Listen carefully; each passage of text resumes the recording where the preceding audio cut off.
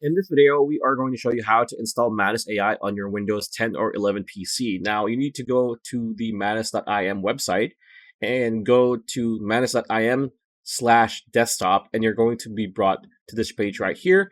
And as you can see here, there are two options, Mac OS and Windows. You want to click on Windows, of course, and this pop-up will appear. So Manus IM wants to open this application, open Microsoft Store, like so.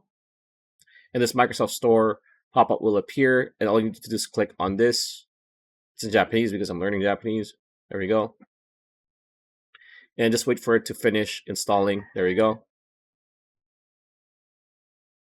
And as you can see, it is now installed on our PC. Click open.